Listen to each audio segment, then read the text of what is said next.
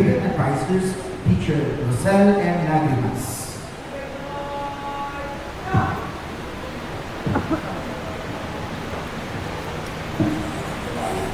Ang pambansang awit ng Pilipinas.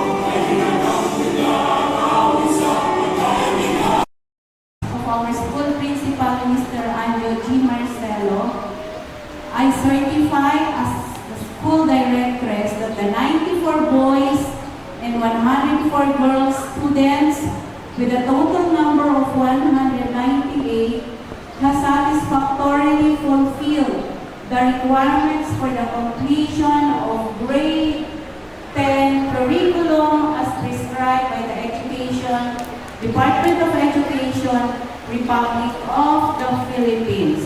May I therefore request our beloved PSTS Dr. Venancio T. Mirasol Jr. to confirm this moving up ceremony.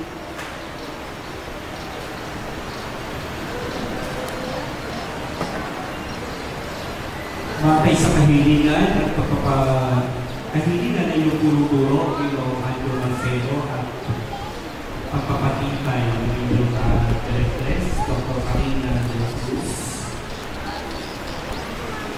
Nakasiya ninyo natapos ang mga pangailangan sa pagtatapos sa kurikulum pang-sekundarya na itinakda ng Kagawalan ng Edukasyon, Republika ng Pilipinas. At sa bisa na kapangyarihang inawit sa akin ang masakit at pamarihalan sa mga paaralan sa lungsod ng San Pedro, Pinopilit Vigarietes, ay pinagtitibay ko ang inyong pagtatapos. Ngayon, ika-11 ng Abril 2025, dito sa Upper Village Christian Academy, lungsod ng San Pedro sa taong panuan 2024-2025. Bilang patunay ng inyong pagtatapos, ay ipagkakaloob ko sa inyo ang inyong diploma.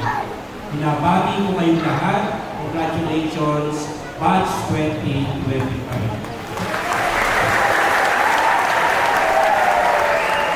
Okay, so mga bata, kayo ay completers pa lang. So dadaan pa rin kayo sa isang paghakbang ng pagtatapos ng senior high school. 2 taon pa rin. Patriot Excellence Awardee, Compassionate Service Awardee, with honors. Manzanillo Chloe Isabel D.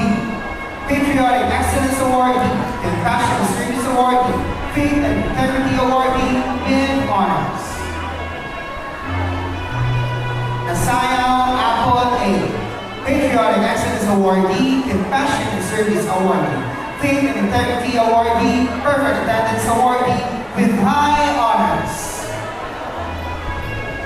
Olivera China Zion A. Patriotic Excellence Awardee, Compassionate Service Awardee, Faith and Integrity Awardee, with honors.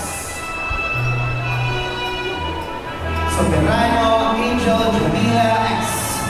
Patriotic Excellence Awardee, Compassionate Service Awardee, Faith and Integrity Awardee, Perfect Attendance Awardee. Journey begins with a strong foundation, and at the very